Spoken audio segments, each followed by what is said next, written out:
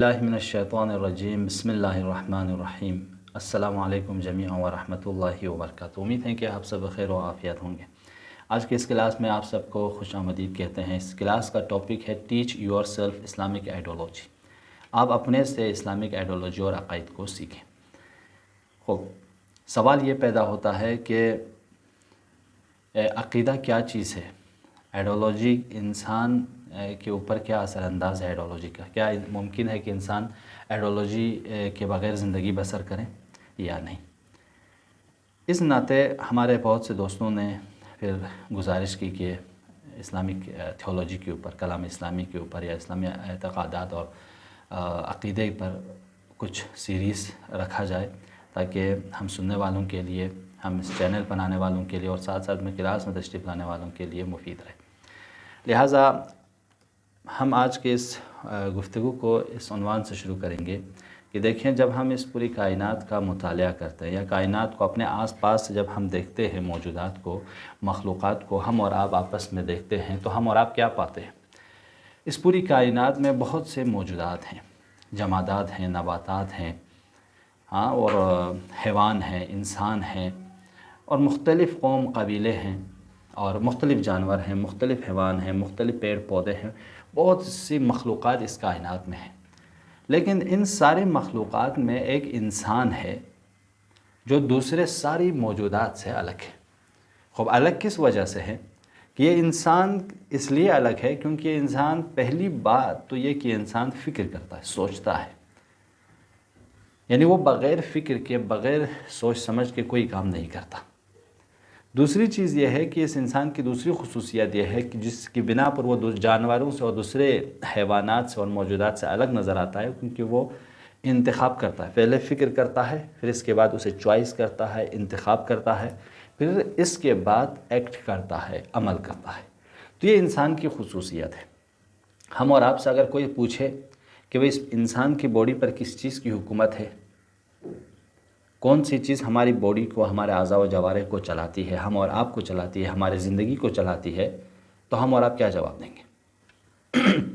سادہ سا جواب اس کا یہ ہے کہ ہماری فکر ہم کو چلاتی ہے، یعنی ہمارے جسم پر، ہماری باڈی پر ہماری فکر کی حکومت ہے۔ اور فکر سے مراد کیا ہے؟ فکر یعنی آپ کا عقیدہ، آئیڈیالوجی، سوچ، جو جس چیز کو، جس مذہب کو، مکتب کو آپ قبول کرتے ہیں، اسی کو تو آپ کی فکر کھا جائیں گے۔ یعنی آپ اپنی زندگی میں آپ کے آئیڈیالوجی کے مطابق، آپ کے عقیدے کے مطابق عمل کریں گے۔ امکان ہے آپ کا عقیدہ صحیح ہو، امکان ہے آپ کا عقیدہ غلط ہو، اسی عقیدے کی بنا پر آپ عمل کریں گے، آپ کسی چیز کو انتخاب کریں گے، تو عقیدے کی خرابی کی بنا پر آپ عمل بھی خراب کریں گے، اور عقیدے صحیح ہونے کی بنا پر آپ صحیح کام انجام دیں گے۔ خب، اس مثال کو میں اور تھوڑا سا واضح کروں۔ دیکھیے، ہم اس دنیا میں جب انسانوں کو پاتے ہیں، بہت سے انسان ہیں جو اچھے کام کرتے ہیں، بہت سے انسان ہیں جو برے کام کرتے ہیں، بہت سے انسان ہیں جو بالکل بھی تفاوت ہے، یعنی ان کے یہاں اچھے اور برے کاموں کی کوئی تشخیص نہیں ہے، وہ خاموش ہے۔ مثلا آپ کو کہ ایک انسان ہے جو ظلم کرتا ہے۔ اس مثال کو تھوڑا سا توجہ دیں تاکہ ہم اور آپ سمجھ سکیں کہ ہمارے اوپر کس چیز کی فکر ہے، وہ واضح کر سکیں۔ دوسری چیز یہ ہے کہ ایک انسان ہے جو مظلوم کی حمایت کرتا ہے۔ تیسرا انسان ہے جو تماشائی بنا ہوا بیٹھا ہے، بھی تفاوت ہے، نہ وہ ظلم کرتا ہے، نہ مظلوم کے ساتھ دیتا ہے، خاموشی اختیار کرتا ہے۔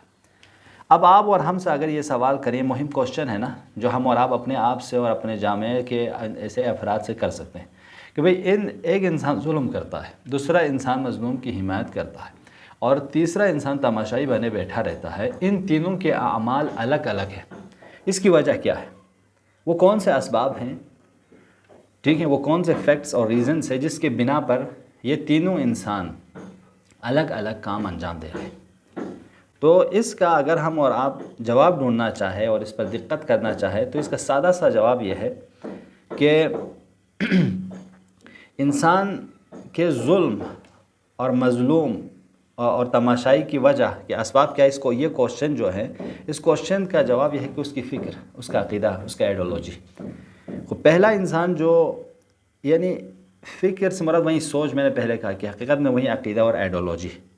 پہلا انسان جو ظلم کرتا تھا، وہ کیوں ظلم کر رہا ہے؟ کیونکہ اس نے اپنے اندر یہ فکر، یہ آئیڈیالوجی، یہ سوچ حاکم کر لی کہ جو کچھ ہے، یا اس کی فکر یا عقیدہ یہ بنا لیا کہ اب اس پوری دنیا میں وہ سمجھتا ہے کہ میں اگر ظلم کروں گا تو مجھے دنیاوی فائدہ ملے گا، کچھ مادی فائدہ ملے گا، کچھ سہولتیں ملے گی، کچھ امکانات ہوں گے، لہٰذا ظلم کروں گا میں کسی دوسرے پر۔ یعنی وہ در حقیقت حقیقی آئیڈیالوجی سے، صحیح معنی میں جو عقیدہ رکھنا چاہیے ایک انسان کو، وہ اپنے عقیدے سے دور رہ کر اپنے خواہشات کو، اپنے نفس کو اپنا عقیدہ بنا لیتا ہے، اس کے مطابق وہ عمل کرنا شروع کر دیتا ہے۔ تو ایسا تو کوئی نہیں ہے کہ وہ کوئی عقیدہ نہیں رکھ رہا ہے، کوئی فکر نہیں ہے اس کے اندر، اس کے پاس فکر ہے، اس کی فکر اس کی خواہشات نفس ہیں، اس کی نفسیات ہے، اس کی ہوس ہے، جس کی بنا پر وہ ظلم کرتا ہے۔ تو ظلم کرنے والے کی وجہ یہ ہے کہ وہ اپنی شخصی پرسنل انٹرسٹ اس میں دیکھتا ہے۔ دوسرا انسان جو مظلوم کی دفاع کرتا ہے، اس کی وجہ کیا ہے؟ اس کی وجہ ہے کہ اس کا عقیدہ صحیح ہے،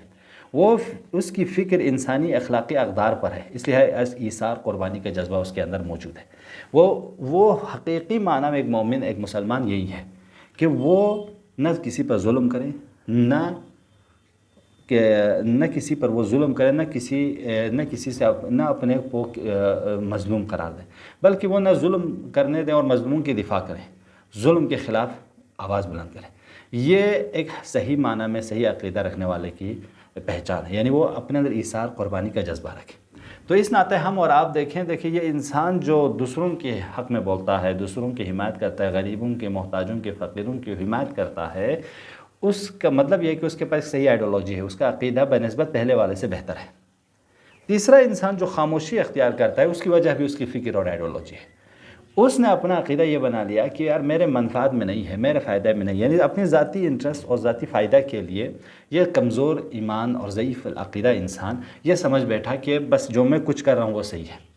بس اس ناطے ہم اور آپ کہہ سکتے ہیں اس پوری کائنات میں کوئی بھی انسان ایسا نہیں ہے جو بغیر عقیدے کے، بغیر فکر کے، بغیر سوچ کے، بغیر کسی آئیڈیالوجی کی زندگی بسر کرتا ہو۔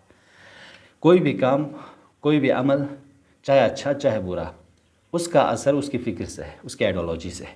اب اگر آپ کی آئیڈیالوجی صحیح ہے تو آپ صحیح کام کریں گے، آپ کی آئیڈیالوجی غلط ہے تو آپ غلط کام کریں گے۔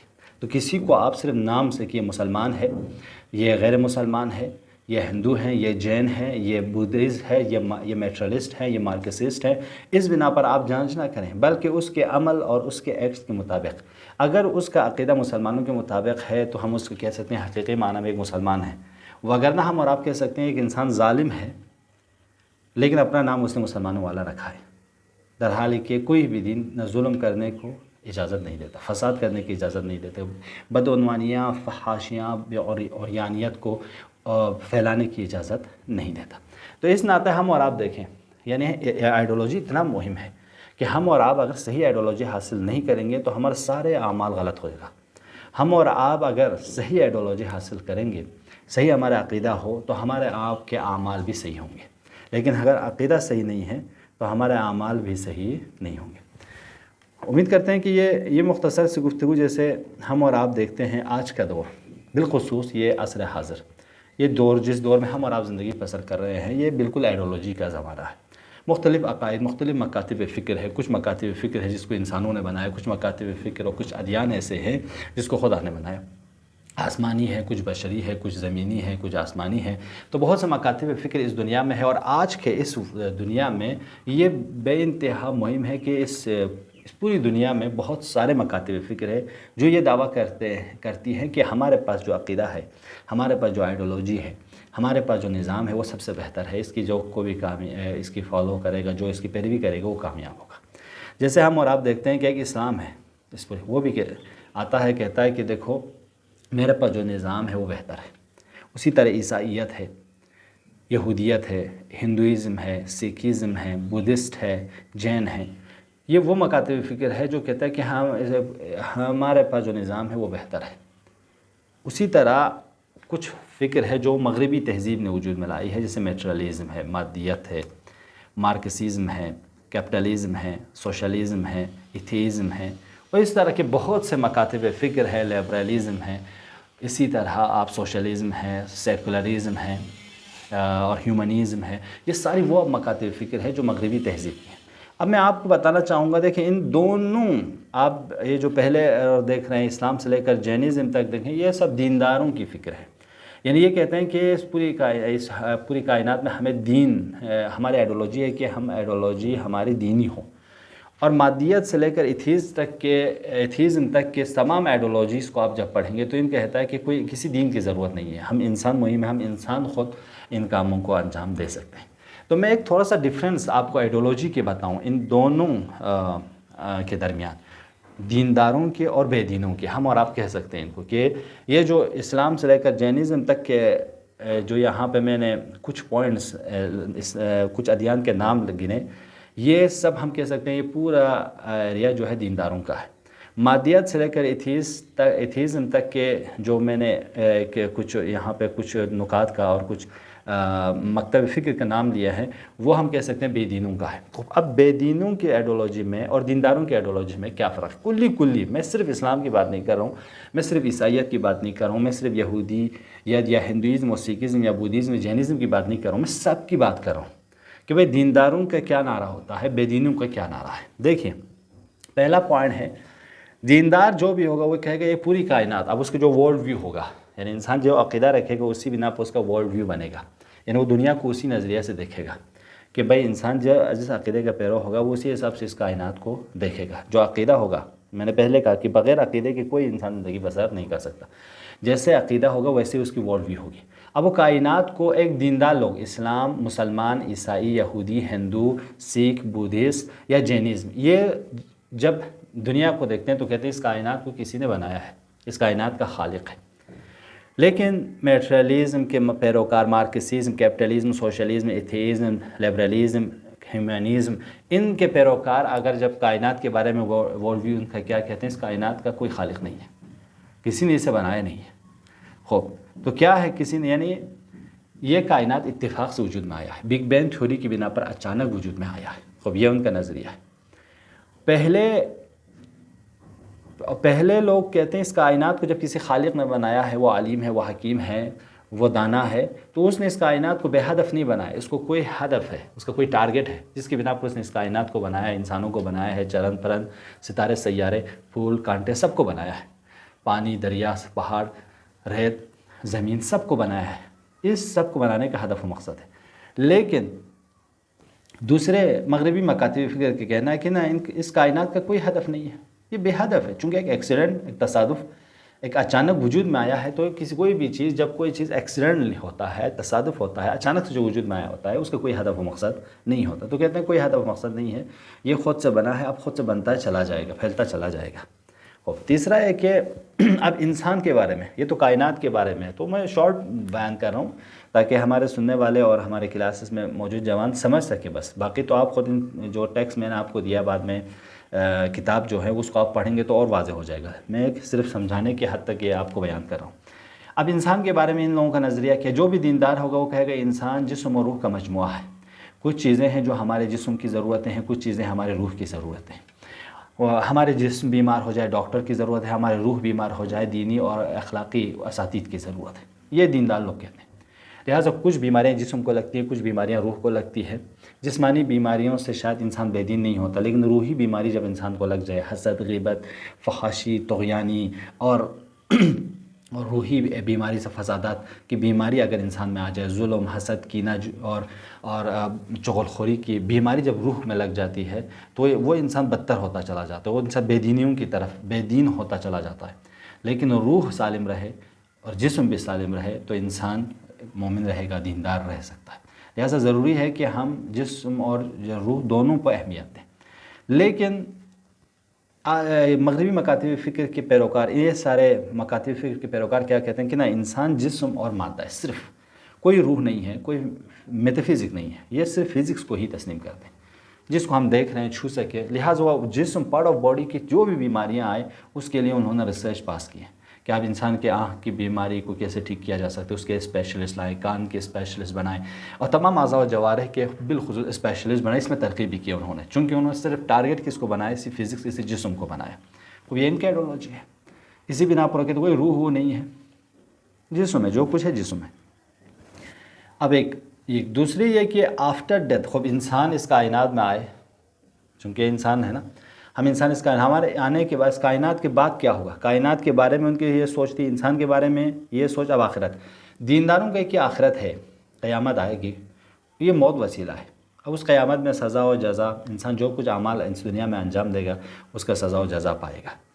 لیکن جو مغربی مکاتب فکر ہے ان کا کہنا ہے کہ کوئی آخرت نہیں ہے، موت نابودی ہے، جو کچھ ہے یہی دنیا ہے۔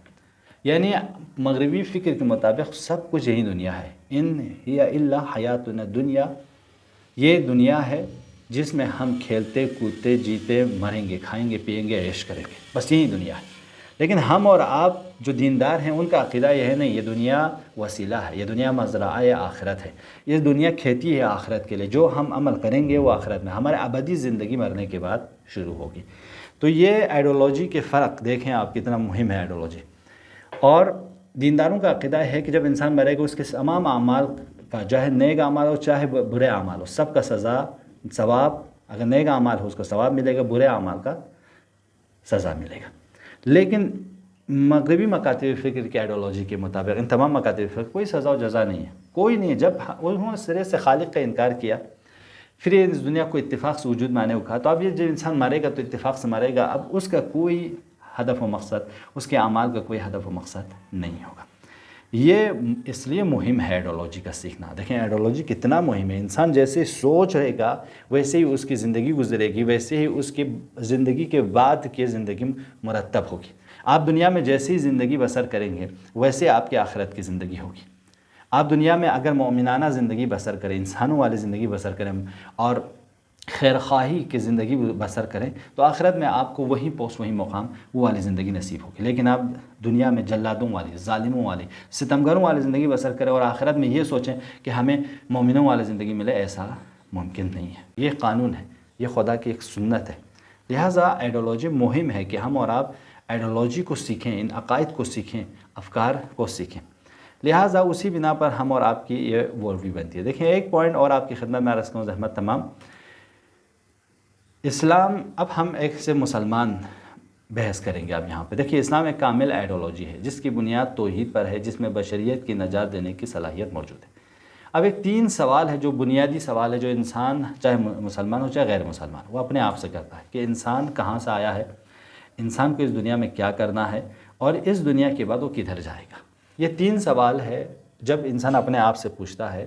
لیکن تمام دینداروں سے، میں نے ایک فہرست آپ کو پہلے بیان کی، تمام دینداروں کے پاس ان تینوں سوال کا جواب ہے۔ اب امکان ہے وہ سوال کا جواب تو موجود ہے، لیکن جس کو وہ کہہ رہا ہے امکان ہے وہ جواب صحیح ہو یا نہ ہو۔ لیکن تمام دینداروں کا عقیدہ ہے کہ ہم انسان خدا کی طرف سے آئے ہیں، ہمیں اسی خدا کے بتائے ہوئے اس خالق کے پیدا کرنے والے کے قانون کے مطابق ہمیں زندگی بسر کرنی ہے، اور آخری کہ ہمیں پھر واپس اسی خالق کے پاس جانا ہے۔ تو اسلام بھی یہی کہتا ہے۔ مولا علی فرماتے ہیں رحم اللہ امرئن، خدا رحم کرے اس بندے پر جو یہ جانتا ہو کہ جو یہ جانتا ہو من این و فی این و الی این، وہ کہاں سے آیا ہے، کہاں ہے اور کہاں جانا ہے۔ کہتے یہ جو انسان یہ پہچان لے کہ میں کہاں سے آیا ہوں، کہاں ہوں اور کہاں جانا ہے، وہ بہترین انسان ہے، خدا اس پر رحم کرے۔ لہٰذا یہ بہت مہم ہے۔ اسلام کہتا ہے کہ دیکھو تم ایک مسافر ہو، ایک سالک ہو، تم پہلے اپنے فکر و عقیدے کی بنا پر عمل کرتے ہو، اور یہ فکر و عقیدہ تمہیں کون بنا کے دیتا ہے؟ خدا بناتا ہے۔ تم اس کو حاصل کرتے ہو اور احکام بھی خدا کی طرف سے ہوتے ہیں، تم اس کے مطابق عمل کرتے ہو۔ جب تم یہ عمل کرے گا، احکام بھی ہمارے پاس 2 طرح کے، کچھ احکام ہیں جو ثابت ہے، کچھ احکام جو متغیر ہیں۔ یعنی کچھ احکام ہیں جو حلال محمد حلال الی یوم القیامہ و حرام محمد حرام الی یوم القیامہ، کوئی رد و بدل ہم نہیں کر سکتے۔ لیکن کچھ احکام حالات کے لحاظ سے، وضعیت کے لحاظ سے، کنڈیشنز کے لحاظ سے بدلتے رہتے ہیں، اور یہ جو کام ہے احکام میں ثابت اور احکام میں متغیر کو حاصل کرنے کو فقیہ کا کام ہے۔ یہ پورا سٹرکچر ہے ایک مسلمان کے اپنی زندگی کو بسر کرنے کے لیے آئیڈیالوجی کو، عقائد کو سیکھیں اور احکام کو ایک فقیہ کے مطابق عمل کریں، تب اس کی زندگی کیا ہوگی؟ ایک کامل دین کی پہچان یہ ہے کہ وہ عقیدہ اور عمل دونوں کا مجموعہ ہو اس میں، اور اس کے مطابق وہ سعادت مند رہے، یعنی وہ انسان کو ایک سعادت کی طرف لے جائے۔ اس کے تمام سوالوں کا، چاہے اخلاقی، چاہے نظری، اور چاہے عقیدے کے سوال ہوں، چاہے اس کے اقتصادی سوال ہوں، حقوقی سوال ہوں، کچھ بھی ہوں، ان سب کے بارے میں جو جواب دے سکے وہ ایک کامل دین کی علامت ہے۔ لہٰذا امید کرتے ہیں کہ یہ مختصر سی گفتگو آپ سب کے لیے مفید رہے۔ آئندہ پھر اسی گفتگو کو آگے لے جائیں گے آپ کی خدمت میں. آپ سب سے گزارش ہے انشاءاللہ اس کلاس میں شرکت کرتے رہیں اور کلاس کے لنک کو اپنے دوستوں میں، فیملی میں، اپنے چاہنے والوں میں شیئر فرمائیں. والسلام علیکم ورحمۃ اللہ وبرکاتہ.